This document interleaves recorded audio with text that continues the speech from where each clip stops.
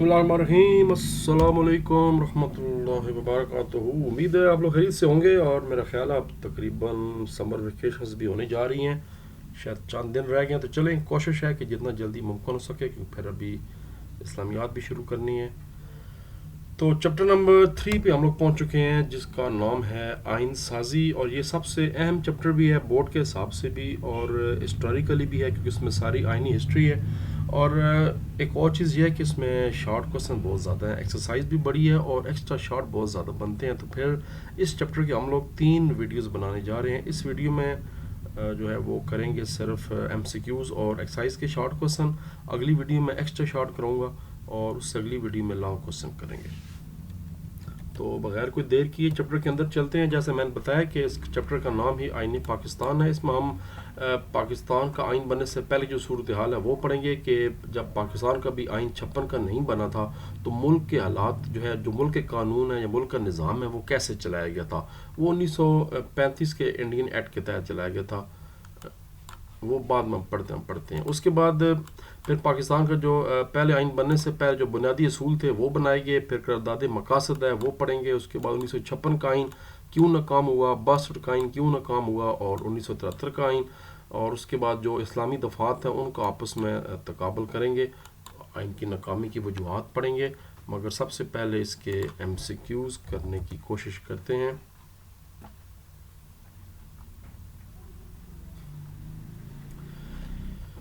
ये थोड़ा सा आपको मदम इसलिए नज़र आ रहा है कि मैंने PDF बनाई है और ये किताब में भी ये जो है पेज मदम था, इसलिए आपको ये जो क्वेश्चन है थोड़ा सा मदम नज़र आ रहा है। अपने सामने किताब खोला करें, पेज 60 है मेरा ख्याल है। बलूचिस्तान, कबायली इलाका जात, भावलपुर और खैरपुर जैसे इलाकों को जब पाकिस्तान में शामिल किया गया तो इसने क्या असर डाला। इससे आइन साजी का अमल ज़्यादा जामे और नुमाइंदा बना। पाकिस्तान की आइनी तारीख में करारदाद मकासद की क्या अहमियत है। इसने पाकिस्तान के मुस्तकबिल के आइन के लिए बुनियादी असूल वज़ा किए थे।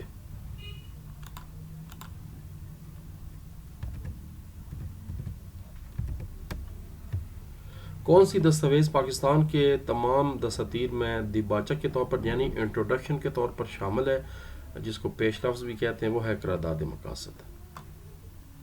पाकिस्तान की दूसरी दस्तूर और असम्बली कैसे तश्कील दी गई। पेज 47 से आपको इसका जवाब मिलेगा। मशरक़ी और मगरबी पाकिस्तान के लोगों के बरह रास्त इंतखाब के ज़रिए। इससे पहले जो असम्बली थी वो तो पाकिस्तान बनने से पहले 45-46 के इंतखाब के तहत वजूद में थी और वही चलती रही। बाद में फिर जो हमारी दूसरी असम्बली है वो आइन के बाद शुरू हुई, जिसमें मशरक़ी और मगरबी पाकिस्तान के लोगों का बरह रास्त इंतखाब था। पाकिस्तान की अपनी तहलील से पहले आइन असम्बली ने बोगरा फार्मूला जो है उस पर रद्दमल क्या दिया। मुबाहिसों और तरमीम के बाद फार्मूले को मुमकिन हल के तौर पर कबूल किया गया। ये वो 1 यूनिट वाला चक्कर था जिसमें फिर पाकिस्तान के सिर्फ 2 सूबे रह गए थे। एक बंगाल का नाम चेंज करके मशरक़ी पाकिस्तान रखा गया और हमारे चारों सूबों का नाम जो है ना वो इकट्ठा करके एक नाम रखा गया, वह एक ही यानी सूबा बना दिया गया, जिसको मगरबी पाकिस्तान कहा गया। कई सालों के बाद आइन तैयार करने की नाकामी की वजह से क्या हुआ था। गवर्नर जनरल ने जब 1954 में पहली दस्तूर असम्बली तहलील की तो उसकी बड़ी वजह यह बताई कि ये असम्बली इतने साल के बाद भी आइन तैयार करने में नाकाम हुई है। ये इसका जवाब था। पाकिस्तान की आइन साज असम्बली में मुंदरजा झैल तमाम बड़े चैलेंजेस शामिल थे। एक मजबूत सदाती निज़ाम के अलावा बाकी तीनों शामिल थे। पनागज़ीनों का बहरान भी शामिल था। कश्मीर का तनाज़ा, बंगाली को सरकारी ज़बान बनाने का मसला था। हालांकि कायदे-ए-आज़म वाज़े कर चुके थे कि पाकिस्तान की सरकारी ज़बान सिर्फ उर्दू होगी, कोई सूबाई ज़बान नहीं होगी। मरकज़ी और सूबाई असम्बली के दरमियान इतरात की तकसीम का भी मसला था। तो अगर कोई मसला इसमें नहीं था तो वो सदाती निज़ाम का वो नहीं था। वैसे भी पहला आइन पार्लिमानी था, मगर अजीब आइन था भी पार्लिमानी, पर हेड ऑफ स्टेट जो था सदर, उसको ज़्यादा इख्तियार थे। 1962 के आइन के तहत कौमी असम्बली के अरकान मुंतखब किए गए। ये बरह रास्त नहीं मुंतखब किए थे, बल्कि तकरीबन 90,000 के करीब बुनियादी जमहूरियत के मेम्बरान थे, उनको पहले मुंतखब किया गया, जिनको कौंसलर भी आप कह सकते हैं। और फिर उन्होंने जनरल अयूब खान साहब को सदर मुमलिकत नॉमिनेट किया था, सिलेक्ट किया था। 1962 के आइन में मुतारफ़ कराए गए इंतखाबी निज़ाम पर जो तनकीद थी उसकी बड़ी वजह क्या थी कि ये जो बुनियादी जमहूरियत का निज़ाम था ये इख्तियारात की हद से ज़्यादा मुंतकिली थी इसमें, इसलिए लोगों ने इस आइन को और इस सिस्टम को नापसंद किया। 1973 کے آئین کے تحت وہ کون سا ادارہ ہے جو اسلامی تعلیمات اور اسلامی قوانین کو یقینی بناتا ہے؟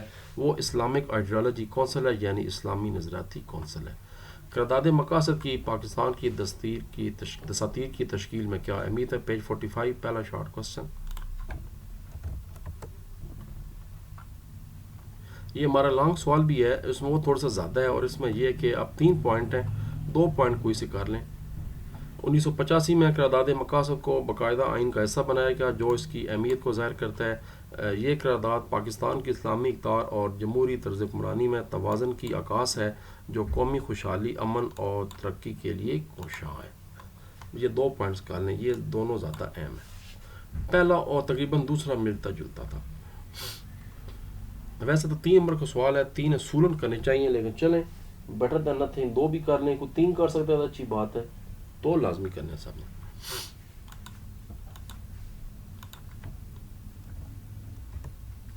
دوسرا شارٹ کوسچن ہے، 1973 کے آئین کے تحت اسلامی نظریاتی کونسل کا کیا کردار ہے؟ یہ ابھی ہم MCQ بھی کر چکے ہیں۔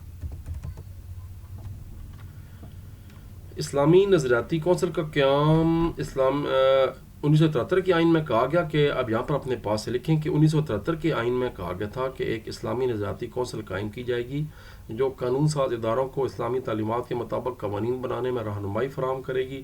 یہ کونسل موجودہ جو قوانین ہیں ان کو بھی اسلامی شکل میں ڈھالنے اور قوانین کو قرآن و سنت کے خلاف ہونے کی صورت میں کالے عدم قرار دینے کی بھی ذمہ دار ہوگی۔ یعنی پارلیمنٹ کوئی ایسا قانون نہیں بنا سکتی جو قرآن و سنت شریعت کے خلاف ہوگی، اسلامی نظریاتی کونسل اس کو کالے عدم بھی قرار دے سکتی ہے۔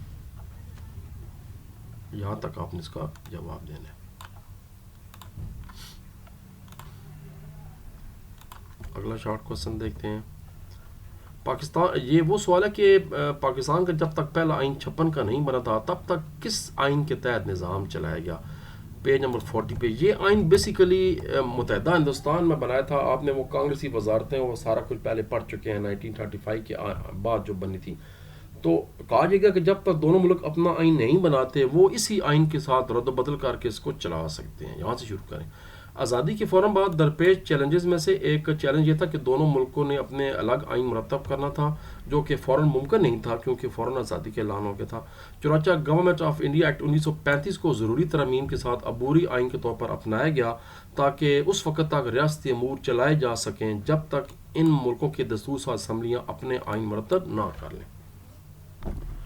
یہاں پر ہم سے ایک بڑی سستی ہوئی اور بڑی جس کو بڑا پھر بعد ابھی تک اثر پڑا ہے کہ ہم لوگ پاکستان بننے کے بعد 9 سال تک اپنا آئین نہیں بنا پائے تھے۔ 56 میں جا کے آئین بنا، تو یعنی 9 سال ہم نے ایک جو ملک ہے وہ تقریباً آپ کہہ سکتے ہیں ایک ایسے عبوری آئین کے تحت چلایا جو بیسیکلی پاکستان کے لیے نہیں تھا بلکہ ایک انگریزوں نے اپنی آسانی کے لیے متحدہ برصغیر کے لیے بنایا تھا۔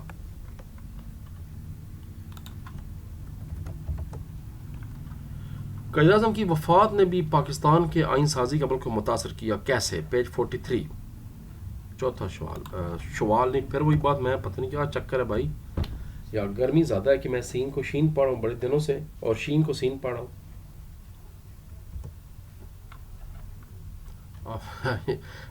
یہ نہ سمجھے کہ استاد صاحب تھتھے ہو گئے ہیں، ایسا نہیں ہے الحمدللہ۔ اینیو قائد اعظم نے 11 اگست 1947 کو پاکستان کی آئین ساز اسمبلی سے خطاب میں پاکستان کے مستقبل کے آئین کی خط و خال واضح کیے، لیکن 11 ستمبر 1948 کو ان کی وفات کے بعد آئین سازی میں ان کا براہ راست کردار ختم ہو گیا۔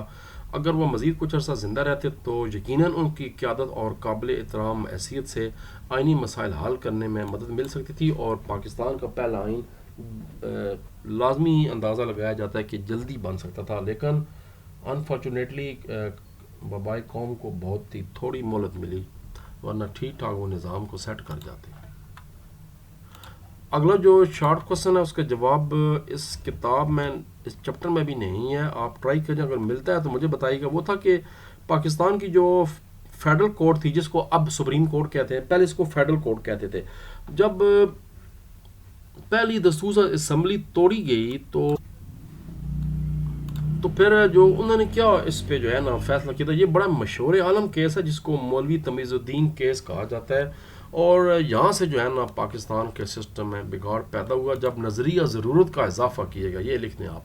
فیڈرل کورٹ نے مولوی تمیز الدین کیس میں گورنر جنرل کی اسمبلی برطرفی کو جائز قرار دے دیا. انہوں نے کہا جی بس چلن دے ہو، اور اس طرح جو آپ کی پارلیمنٹ اس کی خود مختاری ختم کر دی. اس فیصلے نے جمہوری عمل کو شدید نقصان پہنچایا اور پاکستان میں نظریہ ضرورت کی بنیاد رکھی گئی جس سے ایگزیکٹو کی بالادستی کو تقویت ملی ہے. یہ وہ ٹیسٹ کیس تھا ہمارا جس میں ہم پہلے ناکام ہو گئے. اس کو آپ لکھ لیں، نوٹ کر لیں، اسکرین کو روک لیں، لکھ لیں تو بہتر ہے. اگلا شارٹ کوشچن ہے 1956 کے آئین کے تحت قائم کردہ پارلیمانی نظام کا موجودہ حکومتی ڈھانچے، موجودہ 73 کا آئین ہے یاد رکھیں، اور وہ 56 کا، تو دونوں کو کمپیئر کرنا ہے، مکمل نہیں. صرف جو پارلیمانی نظام ہے وہ ہے کہ وہ اسمبلی کتنے ارکان کی تھی، یہ اسمبلی کتنے ارکان کی تھی، اس میں کتنے ایوان تھے، اس میں کتنے ایوان تھے، یہ بتانا ہے. پہلے پیج 47 پہ چلتے ہیں، 56 کا کھاتا مکھاتے ہیں. 56 کے آئین میں پارلیمانی نظام قائم کیے گا، یعنی صدر بھی تھا، وزیر اعظم بھی تھا. یہ جو ارکان ٹوٹل 300 تھے، جس میں سے 150 مشرقی پاکستان اور 150 مغربی پاکستان سے تھے، اور یہ ایک ایوانی اسمبلی تھی، یعنی صرف قومی اسمبلی تھی، اس میں سینٹ نہیں تھی.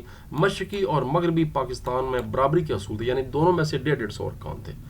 پھر اس میں کہا گا کہ جو ریاست کا سربراہ ہے وہ صدر ہوگا جس کے لیے عمر 40 سال اور مسلم شہری ہو، جبکہ حکومت کا سربراہ وزیر اعظم ہوگا. یہ کہا گیا، مگر ساتھ یہ بھی کہا گیا تھا کہ اصل طاقت جو ہے وہ صدر کے پاس ہوگی. تو یہ گچمڑ بن گئی. اب گچمڑ کیا ہوتی ہے اس کا مجھے کوئی ایگزیکٹلی مطلب ہے، ایسے ہی کوئی عجیب و غریب شے بن گئی. لیکن 73 کے آئین میں کیا ہوا، یہ چیز واضح کر دی گئی. یہ جی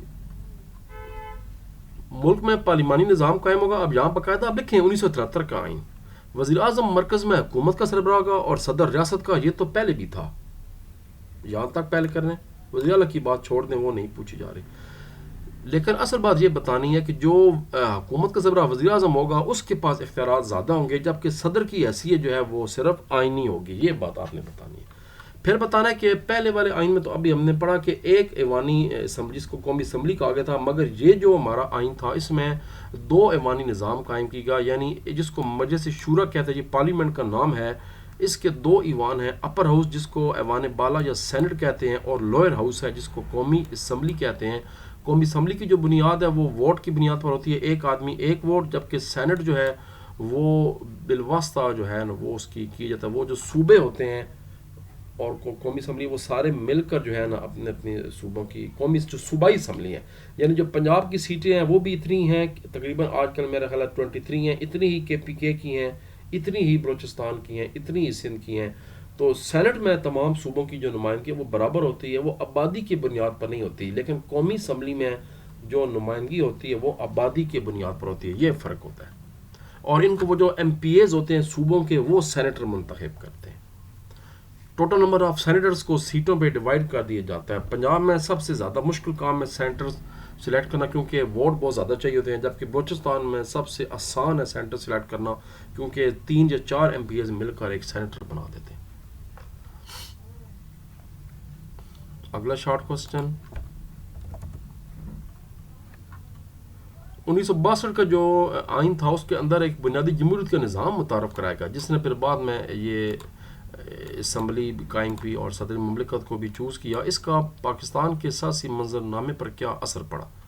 اس کو ریجیکٹ کر دیا گیا کچھ وجوہات کی وجہ سے. پڑھتے ہیں کہ کون سا. یہ جی جو میں نے ہائی لائٹ کی ہے وہ لکھنا ہے. 1962 کے آئین کا مقصد اقتدار کو بنیادی جمہوریت کے ذریعے مرکزیت دینا اور بالواسطہ انتخاب کو رائج کرنا تھا. یعنی عوام کو ووٹ نہیں دینا تھا، بلکہ عوام نے کونسلر سلیکٹ کرنے تھے اپنے محلے سے، اور کونسلرز نے پھر آگے جا کر جو ہے نا وہ اسمبلی بنانی تھی، اور انہوں نے پھر صدر مملکت کو بھی چوز کرنا تھا. بنیادی جو اچھا یہاں پر اب آپ نے لکھنا ہے، لیکن لکھنا ہے یہاں پر آپ، یہ میں نے درمیان میں خود مٹا دی ہے. لیکن بنیادی جمہوریت کے نظام کی قانونی حیثیت کے بارے میں خدشات تھے. لیکن نہ بھی لکھیں تو بات ڈائریکٹ شروع کر دیں. اس حقیقی نمائندگی کو یقینی بنانے کے بجائے انتخابی نتائج پر اثر انداز ہونے کا ذریعہ سمجھا گیا. ان مسائل کی وجہ سے وسیع پیمانے پر عدم اطمینان اور سیاسی بے چینی پیدا ہوئی، جس کے نتیجے میں آئین جو ہے وہ اس پہ کارگر ہونے پر منفی اثر پڑا. چنانچہ 1969 کو اس آئین کو منسوخ کر دیا लोगों के यानी ज़हनों में इसके बारे में शकूक और शुबहात थे। और आखिरी शॉर्ट क्वेश्चन, उसके बाद एक्स्ट्रा शॉर्ट अलहदा वीडियो में करते हैं, मैं पहले बता चुका हूँ क्योंकि ये लंबी पर वीडियो बन जाती है बहुत। 1962 के आइन की मनसूखी की अहम वजह, एक तो यही वजह है अभी जो हमने पढ़ी है, बुनियादी जमहूरियत का निज़ाम। मज़ीद 2 वजह पेज नंबर 55 पे हैं, तो मर्जी है तो वहीं से तीनों कर लें, वरना 2 मैंने हाईलाइट कर दी हैं। 1962 के आइन की नाकामी की बड़ी वजह अवाम में अदम मकबूलियत थी। ये आइन अवाम की हकीकी उमंग का कास नहीं था, इसे एक शख्स की हुक्मरानी तस्वर किया गया, वही बुनियादी जमहूरियत के ज़रिए, जिसे वसी हमायत और कानूनी जवाब हासिल नहीं था। 1962 के आइन में सदारती तर्ज हुकूमत मुतारफ कराएगा, जिसका तजर्बा अवाम ने नापसंद किया। अवाम ने पार्लिमानी निज़ाम को तरजीह दी, जिसकी वजह से आइन की गैर मकबूलियत में इजाफा हुआ। 2 ये हो गई, और एक आप ये बता सकते हैं कि जो 1962 के आइन के तहत बुनियादी जमहूरियत के निज़ाम कायम किया गया, उसमें लोगों का शकूक व शुबहात थे, और वो भी इस आइन की नाकामी का सबब बना। 3 नंबर। लो जी, फिर ये तो हो गया मुकम्मल, और अब हम करने जा रहे हैं एक्स्ट्रा शॉर्ट क्वेश्चंस। लेकिन एक्स्ट्रा शॉर्ट क्वेश्चन के लिए ज़्यादा वीडियो बनाएंगे, उसमें कुछ बहुत ही अहम तरीन शॉर्ट क्वेश्चंस हैं। तो फिर मिलते हैं जनाब चंद लम्हों के बाद। अल्लाह तबारक व तआला सब कामयाब नासिर और दुरूद शरीफ पढ़ते रहा करें। पाकिस्तान।